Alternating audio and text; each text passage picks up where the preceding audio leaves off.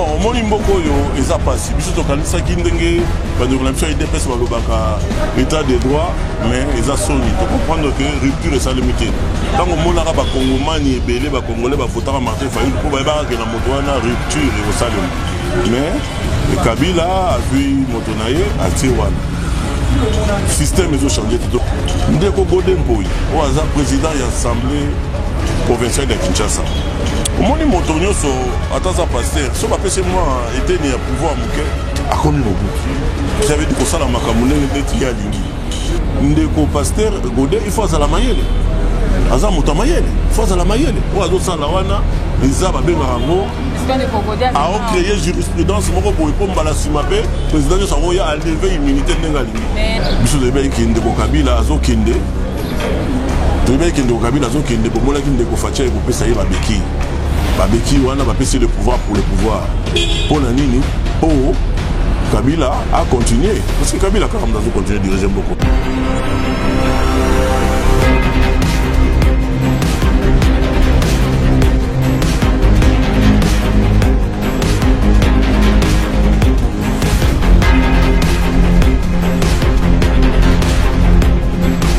Mesdames, Messieurs, Mbotenabiso, Balandiniens sur Congo Millennium, tous les sous les locaux ont offert une meilleure actualité. Pour les autres premiers, bon, on a beaucoup République démocratique du Congo, toujours dans le cadre de la mission Nabino pour les polélés. N'ayons na simabili libo ba ekizali ya bino zoom makona kwa visibilité.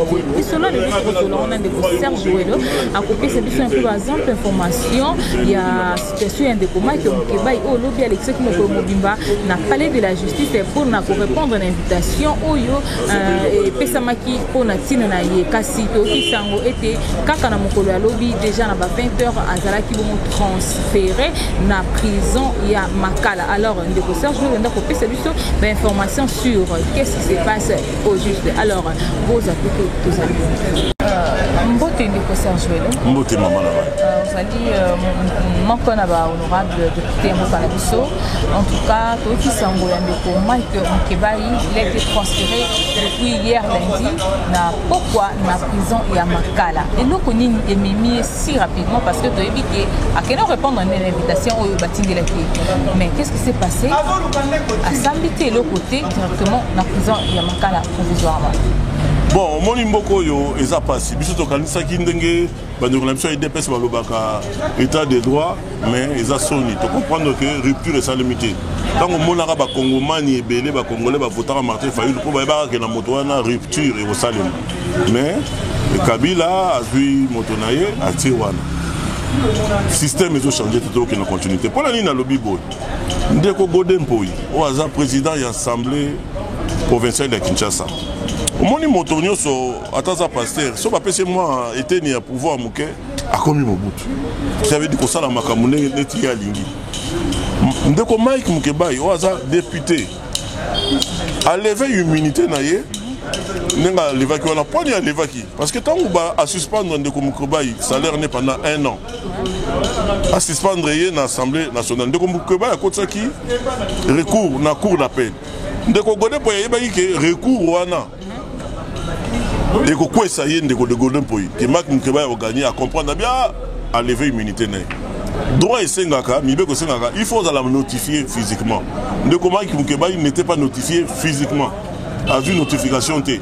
Tant a vu notification T, mais Babengi et Kuna. Yo sommes là, on va convoquer les lots. Ayeba Gini va fonder l'été. Il était venu pour prendre connaissance, il y a accusation. A commis à prendre connaissance. Malamo Babimse le moto à Fundaki. Bacheyoana va se confronter. Va se confronter dans mon toit. On a entendu parler de Daniel. Bon, là, tant qu'on va batouter, ils ont tous dans le cadre droit. Donc, moto à Fundaki wana. Mais ça y est, tout était. Ngaï, la tant qu'on va batouter. Naïbika que moto à Fundaki. Moto à Fundaki, pas confronter Bango. Quand même, jour confrontation, Bakangine de Komukeba, il est la terroriste. Tout s'est passé quand on a parlé de justice. Dans un bureau. Quand le bureau est signé, alors que le camion est chaque mercredi. Alors, ceux qui ont un amigo, ti babangi que so ba famille de comment Mkebai na amigo, biso population ou ba partisans de comment Mkebai to soutenir et to tchai poids. Balamo ba sali convoi spécial, ba matisi eta là ba policier de comment Mkebai a terroriste était. alobaka na monoko eza na cadre ya liberté d'expression et puis bakene na yembala mongo na makala na sima ya plenia wana moto akosa bino te na sima plenia wana eza bato oyo Mike Mukeba ya dérangeaka. Cela veut dire yaza moto alobaka vérité afundaka bango na ba masolo ya mabe basalaka na kodirige mboka oyo alobalaka bango mabe. Alors na kala wana basangani mais babimisi moto moko liboso po babimisa accusation ya diffamation injure afinga moto wana banani mais na sima moto wana toyebi keza bakonzi oyo baza likolo ya mboka baza komela champagne bafandi.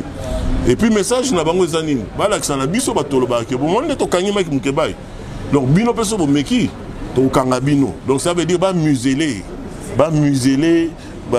liberté d'expression kasi liberté d'expression eza le roi mopepe baokanga biso te. Mais procédure oyo basali wana eza légal ou bien eza illégal parce que baza pe bato mibeko procédure oyo basali wana mais eza illégal. Le fait que notification mokanda ya levé immunité Mike Mukeba ezwaki yango te bokoki koconvoquer te parce que senga kozwi notifié nde balevé azwa yango te. Donc procédure wana ezali eza c'est de l'arbitraire tozo continuer kaka na baviolation ya droit. Et puis ndeko pasteur Godé il faut azala mayele aza moto mayele il faut azala mayele o azosala wana eza babengaka yango ao créer jurisprudence moko boye po mbala nsima mpe président nyonso yango ya alevé immunité ndenge alingi. Mais est-ce que ezalaki en complicité na bandeko oyo bazali koluka moya kofunda ndeko Mike po bamemeli ngai nakoki koaffirme eloko te mais nazolakisa kaka bafe. Normalement okoki kolevé immunité ya député te pendant que baza na session parlementaire assemblée provinciale de janvier, de 15 janvier 15 avril Namboula, et puis qui n'aura de 15 juillet na 15 je sais pas octobre. Alors hier na période oyo a levé immunité abanga ki Mike Mukeba pour Mike Mukeba alingaka gagner na ndenge akangaki mosolo na ye na ndenge suspendaki pendant 1 an a levé immunité to ba levé immunité ça veut dire a solo li peut-être na bato nyonso bazaka na kanda Mukeba batindi moto baka eza procès eza nini moko dossier mo politique donc telema nango tina suka. Est-ce que c'est vrai ba plainte wana eleki 10 15 bon ngai oyo nga na yebi oyo bakangeli ye lobi eza dossier ya moto ayaki lobi mais dossier mususu nga naza na élémenté na koloba makambo nga na yebi te mais tozalaki na ndeko Mike Mukeba aza na moral na zénith aza combattant aza mobundi eza biloko wana nde kokanga ye monoko ekokanga mpe biso monoko te po objectif ezali babangisa biso ezaka même système okabila national.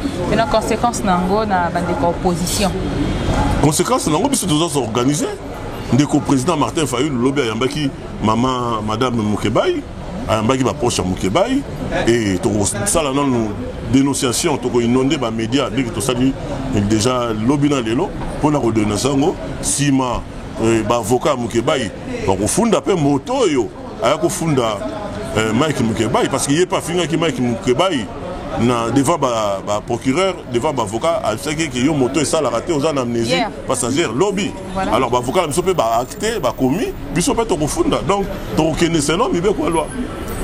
Mais est-ce que nous sommes pointé par insulte ou alors moi guerre d'esprit moqué ou tout les 2 derniers jours contre un déco Mike Mukeba avec un déco Gabriel Mokia et quelques antécédents un peu bon voilà ngai dossier wana nga seul dossier na yebi eza moto yo ou alors dossier à 15 millions de dollars avec non en tout cas toyebi ke ndaki Mike Mukeba ye alobaka bosolo so aleki na TV alobaka ataka bango mal à l'aise ba oyo bakoyiba mbongo ya l'état mbongo ya l'état alors bato nyonso wana Mike Mukeba ataka à l'aise pour alobaka vérité bango wana nde basangani na sima po basasa ye mais bakosasa ye te parce que nzambe ya Congo azali biso tozali okangi Mike Mukeba lelo ba Mike Mukeba bakobota mata 1 million parce que liberté d'expression ils ont le droit mon peuple bakanga mon peuple te ndeko ala muka bazali bazozela parce que totambolaki bandeko bazotuna motuna de ce matin en tout cas sango tamboli makasi qu'est-ce qui va arriver au juste dans ndeko Mike Mukeba la muka bakosala nini est-ce que procédure bolobi qui boko entamé c'est la meilleure et quoi apporter ce changement pour bandeko muka balobi motuna est-ce que bakosala le quoi basala ndeko Franck Diongote bon biso to kopesa oyo nyonso ya makoki na biso président Martin Fayulu bandeko nyonso ya lamuka tokopesa oyo nyonso eza na makoki biso donc peso za la makoki na biso pona ndeko Mike Mukebai abima parce que azana arrestation les provisoire non va condamner été mais to ça la pression tous azimuts pona ndeko na biso abima parce que ils assassinat et liberté d'expression. Mike Mukebai aza moko ya rapport étendard ya liberté d'expression okangaye eza toko bunda toko keleti na suka toko tia ba avocat toko tia population dans le mouvement.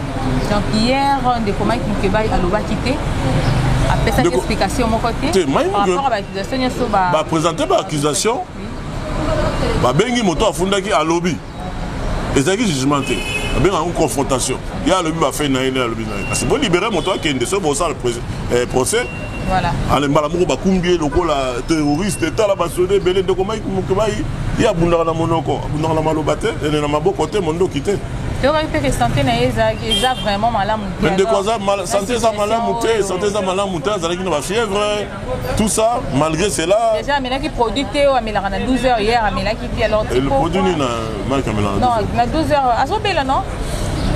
Mais dans Zawana, Motata, il était faible, faible dans l'anzoto. Mais fort dans l'esprit pour Mike Mukebai, il sera toujours fort dans l'esprit. Alors, faiblesse, il y a un autre qui dit, il n'a pas fièvre. Allez, malgré cela, le procureur, qui m'a ouaté, Kangi, le quoi, Moïbi, il y a un militaire décidé. Parti décidé, il y a qui soutenir. Mais là-bas, dans la prison, on ne sait pas, entre autres, dans le local 10, je ne sais pas, mais agent là-bas, quand tu as mal il est. En tout cas, jusque-là, surtout le but dans ma condition, Azali, tu as évité. Et là, tu as la mouille, tu as tongonde, tu as rejoint Zela, tu as kende, au bout d'un an de surtout, dans ma condition, il y a des informations, tentative, il y a des tentative, il y a des dénoncer. Merci beaucoup, honorable. Tu es qui va moment où il y a un peuple congolais ou bazolanda biso na moment. Non, peuple congolais, changement au Bosela qui a été. Biso de Béki qui est de Kabila, Azo Kinde. Tu es qui est de Kabila, Azo Kinde, Bomola qui est de Kofatia et Kopé Saïe Babeki. Babeki, on a passé le pouvoir pour le pouvoir. Pour Nanini, pour Kabila a continué. Parce que Kabila, quand même, a continué à diriger beaucoup. Il y a la justice. Il y a aussi les finances. L'argent, c'est les nerfs de la guerre. Il y a la défense. Le pouvoir en Afrique, c'est au bout de canon. Ça veut dire, à Zuka Ramas, que mon Fati, à Tchewa. Donc, nous avons changé ça alimentaire. Arbitraire, l'arrestation arbitraire, ils ont passé à Kabila. Il y a un gros de Kofati, il y a un gros de Mukebai. Donc, Tobunda, il y a un président Martin Fayou, dans la logique, il y a vérité des urnes. Vérité des urnes, les Abitumba, car après, on a Martin comme président. Les Abitumba, il y a combat de principes, combat de valeurs, combat d'héritage. Ni ni torotique la naba na biso. Loko la baro batrisha ki mbalo et comment loko la forme et jurisprudence électorale ba na biso pe na génération future ba tricher té combat la biso ezande torotique la ba na biso Congo parce que na histoire ya Congo et loko esala la Congo mataté eza crise de légitimité. Lumumba gagnera ba élection na 2000 et en 1960 indépendance. Kalaté ba bomier pour bout à confisquer dictature 32 ans. Après, Mouzaï a eu l'occasion d'organiser l'élection de Babomier. 2006, Toké Tricherie. Bemba Ganyaki, Alexis Kabila, Mboka Matite. 2011, Papa Etienne Seked a Ganyaki, Mboka et Matite, Tricherie. Toro Linga Tembalo, victoire, il y a président Martin Fayou, victoire, na bino peuple, 62% va Congolais pour voter, Bayi Bayango, parce que pour Mboka, il y a Matate. Donc, nous sommes dans la logique qui a résistance. Honorable, toujours dans le cadre de la chuter. Mutunaka Yasuka, dossier à 15 millions, tu vois qu'il y a des gens qui ont commis déjà la justice. Est-ce que tu peux appeler moi à ma précision pour le dossier? Mais justice, justice, c'est un peu la banque. Justice, c'est un féodé. Justice, c'est un arbitrairement, Mike Mukebai. Ndé Kokanga, Moto, Bakotanga, Komba, 5 millions. Mike Mukebai. Mais ça, justice, na bango. Bango de batini, Mike Mukebai, Babakanga, Mike Mukebai. Est-ce que même justice, on a de 15 millions de Bakanga Bango? On a les commis comme peuple à téléma. Par occasion, on peut faire des mal au non à mettre terme, mais n'a pas aventurier, bon. Voilà. La justice, on a fait un détour de la pauvre tranchée pour Mike qui va ici procéder. Mais déjà des faux départs. Plus de recours à la justice sur la tête. Mais non, parce que. Mais tu recours à la justice sur la tête, on sent la pression. Le lobby, c'est la pression, c'est le combat, c'est la lutte libère. À travers la lutte, dès qu'on rendre Mike Mukebai justice. Merci Mingi honorable, merci pour notre intervention dans la bande de tourisme et là plus prochainement. Merci beaucoup. Pour la continuité à actualité et à RDC. Merci beaucoup. Alors, bande pour Valentine, merci Nabino, vous pouvez vraiment confiance pour nous offrir Bino meilleur Nabiso Nakati à Congo Millennium. Inès Toumé toujours là pour vous servir. On est là toujours en continuité. Il y a information. Merci à cette grande équipe qui a toujours cette émission. Restez fidèles chez nous. L'actualité reste en continu.